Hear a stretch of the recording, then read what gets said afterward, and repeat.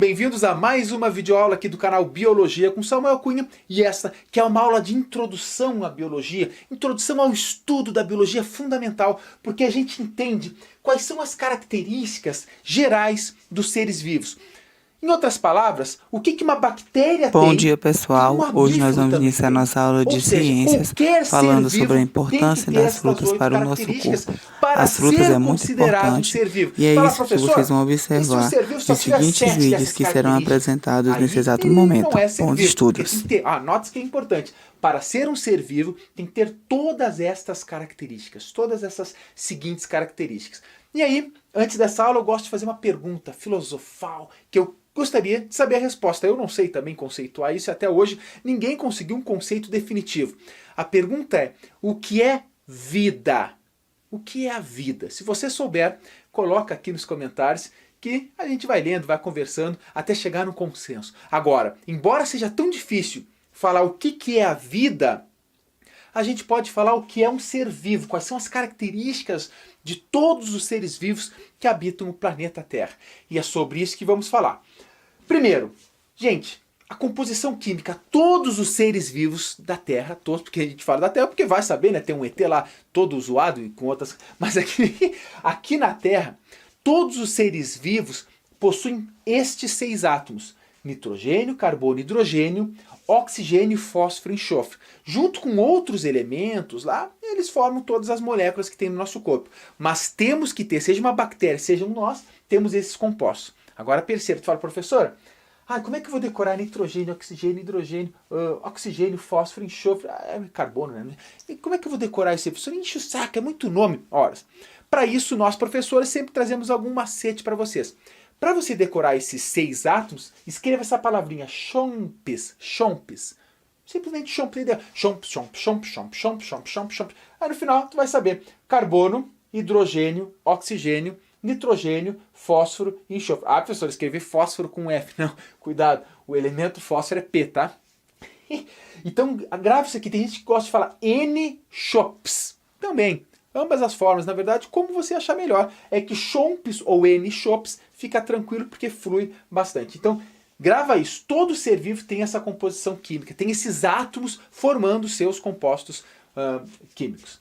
Bom, célula. Gente, segundo a teoria celular, ela afirma que todo ser vivo é constituído de pelo menos uma célula. Um organismo que tem uma célula, ele é unicelular. Organismos de mais de uma célula é multicelular ou pluricelular, é o nosso caso. Agora perceba, quando se fala em célula, existem basicamente 2 tipos de células. As células eucarióticas, por exemplo, nós possuímos os protozoários, as plantas, os fungos, possuem células eucarióticas.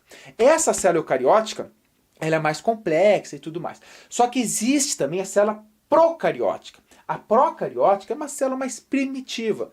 Como principal exemplo, tu pode anotar que as bactérias possuem células procarióticas. São células menores, que não têm compartimentação, não tem núcleo, não tem lisossomo. Ele tem um ribossomo, uma estrutura para sintetizar proteínas. Mas não tem as organelas que tem na célula eucariótica.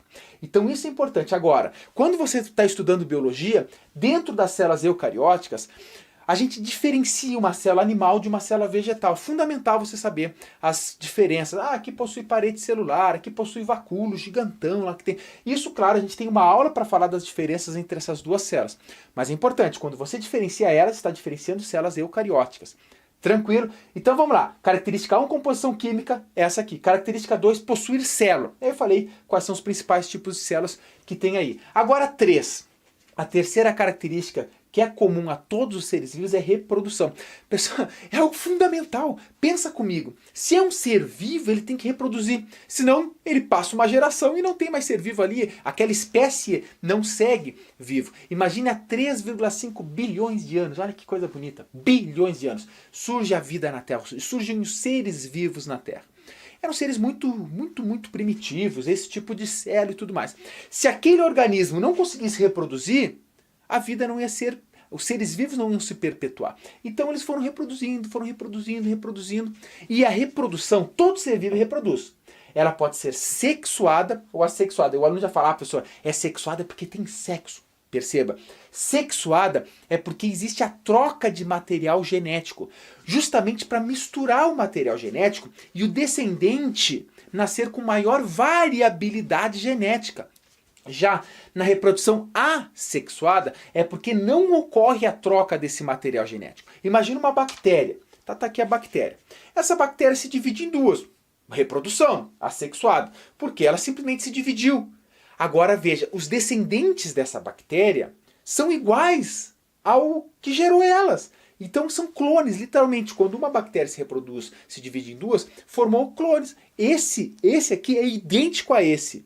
Beleza? Então esse é os tipos de reprodução que tem sexuada e assexuada. É claro, tem subdivisões que a gente estuda dependendo de cada um dos seres vivos. Tem suas lindas e charmosas particularidades. Feito. 3. Agora vamos para o 4. Metabolismo. Pessoal, todo ser vivo tem metabolismo. Aí tu fala assim, professor, tu falou que existem organismos de uma única célula. Esse não tem metabolismo, porque ele nem come. Ledo engano. O metabolismo ocorre no interior da célula. Respiração celular, por exemplo, é um grande exemplo. Então, esse metabolismo está acontecendo dentro das nossas células e é fundamental, seja em nós ou um organismo de uma única célula. Aí a gente pode classificar o metabolismo como anabolismo e catabolismo. Grava que são nomes importantes para você saber. Claro, não são todas as provas que perguntam, mas se você quer ser aquele aluno acima da média, tem que saber também acima das outras pessoas. Então perceba, anabolismo, quando o nosso corpo, um ser vivo, vai fazer um metabolismo e pega moléculas mais simples e une estas moléculas mais simples. Tanto aqui o esquema. Pegou duas moléculas mais simples e uniu elas formando uma mais complexa. Vou te dar um exemplo. No nosso pâncreas, a gente produz insulina. Insulina é uma proteína fundamental, importante para a regulagem do açúcar no nosso sangue. Então a gente pega os aminoácidos, aqui eu coloquei como se fossem 2, mas são muito mais, e forma a proteína. É um tipo de anabolismo. Agora o catabolismo é o contrário. Você pega uma molécula, quebra essa molécula em estruturas menores. Te dou outro exemplo. A gente está falando de respiração celular. Você comeu um pãozinho, o pãozinho começou a ser digerido, foi sendo quebrado, já está falando de catabolismo, só que lá formou a glicose está no teu sangue, a sua glicose. Essa glicose ela entra na tua célula. Quando está dentro da tua célula, ainda no citoplasma, a glicose que tem 6 carbonos, ela é quebrada ao meio, formando, isso é glicólise, formando duas moléculas, a gente chama de piruvato, com apenas 3 carbonos. Ora, se quebrou, catabolismo. Ela segue sendo quebrada, segue sendo diminuída ao longo da respiração celular. Mas esse é um exemplo. Tranquilão? Beleza. Crescimento. Todo ser vivo cresce. Tu fala, professor, claro que não. Você tá louco. Como é que uma bactéria cresce? Horas. Lembra que eu falei? Todo ser vivo cresce. Nós, é evidente. A gente cresce. Tá? Agora imagine uma bactéria. Que fala, professor, se a bactéria crescesse, a gente ia ver a bactéria grande aí. Não, mas imagine, ela é muito, muito pequena. Aí eu falei para vocês que uma bactéria ela tem que se dividir. Pá! Tem que se dividir, depois se divide de novo, depois se divide de novo. Imagina se uma bactéria ela se dividisse e não crescesse. Ela ia se dividir de novo, e ia ficar cada vez menor, até que ia sumir. Então mesmo elas, esses organismos muito, muito pequenos, unicelulares, as bactérias, elas se dividem, depois elas têm que crescer para se dividir de novo e crescer. É um crescimento em volume. Em volume celular, que é o corpo delas, digamos assim, porque são unicelulares. E os multicelulares é evidente, a gente cresce em número de células, algumas células aumentam de volume também, como por exemplo os adipócitos, quando a gente engorda, a célula, puxa vida, ela está aumentando o volume. Beleza, crescimento, tem que ter. Evolução. Pessoal, todo ser vivo tem que ser plausível de evolução. Evolução é quando ocorre mudança nas próximas gerações e essas mudanças seguem sendo passadas ao longo de uma população daquela espécie. Então é gerar descendentes e esses descendentes terem modificações no DNA. E essa modificação, ao longo da reprodução de uma população inteira, ela começa a se espalhar. E isso é evolução. Todo ser vivo fala, professor, vamos fazer uma reflexão louca aí, vamos fazer, vamos ver, eu estou aqui juntos. Lá o primeiro ser vivo que surgiu há 3,5 bilhões de anos, unicelular, procarionte. Aquele ser vivo está lá. De repente ele sofreu uma pequena mutação, e essa mutação foi passada adiante, ocorreu a evolução, e foi tornando organismos um pouco mais complexos, e depois um pouco mais complexos. Bom, há 3,5 bilhões de anos, até hoje, olha só, evoluímos daquele único ser vivo que existia naquela época, 3,5 bilhões de anos. Aliás, Todos os seres vivos, eles surgem e a partir da evolução de outros, é óbvio, vai sendo mudando ao longo do tempo, sofre especiações, modificações. Professor, mas eu não estou vendo evolução agora, porque isso não acontece de um ano para o outro, de 1000 anos para o outro. Para a gente chegar, para nossa espécie existir, levou 3,5 bilhões de anos. Professor, nem é tanto, é muito tempo. Então é uma coisa para refletir, é claro, que nós temos uma aula, várias aulas, somente sobre evolução, para exemplificar o que é o lamarckismo, os pensamentos evolutivos, darwinismo, neodarwinismo e todos os processos envolvidos nesse lindo mecanismo evolutivo. Nada na biologia faz sentido senão a luz da evolução. É até bonito, charmoso, né? É um assunto muito interessante. Então grava aí, todo ser vivo é plausível de evoluir, de evolução. 7. Reação. Todo ser vivo tem reação. Professor, tá, e nós eu sei que tem reação. Eu sinto calor, eu sinto frio, começa a tremer. Tá muito escuro, eu ligo a luz, eu começo a dar aquela aqui, meio cegueta, assim, daqui a pouco, opa, acostumou. Isso é reação, claro. Mas uma planta, sim, uma planta também. Faça um exemplo. Pega uma planta e coloca ela longe da janela. Tu vai ver que as plantas, as folhas dessa planta, vão começar a se virar para a janela, porque ela está reagindo à iluminação para que tenha uma maior eficiência fotossintética. Aí pega e vira ela, olha que trouxice. Aí deixa assim. Aí daqui um pouco, vão passando os dias e ela vai começar a virar de novo. Aí tu vira ela de novo. É trouxice, né? Não, mas é a planta reagindo aos estímulos físico-químicos do ambiente. Aí você fala, tá, professor, tudo bem, me convenceu, a planta sai. Sim. Mas uma bactéria, um protozoário, um organismo unicelular, até eles, pessoal, ele é uma única célula que desempenha todos os mecanismos de um ser vivo. Então eles têm receptores, por exemplo, uma bactéria ela encosta num local, vê, opa, esse local não tinha que estar encostando aqui. Aí ela sai por receptores químicos, estímulos. Pega uma planária. Uma planária é um platelminto, um animal, bastante primitivo ainda, e ele tem 2 ocelos aqui em cima da região cefálica deles. Esses 2 ocelos, eles não veem imagem. Eles têm a percepção de o que é claro e de que é escuro. Importantíssimo para planária. Por quê?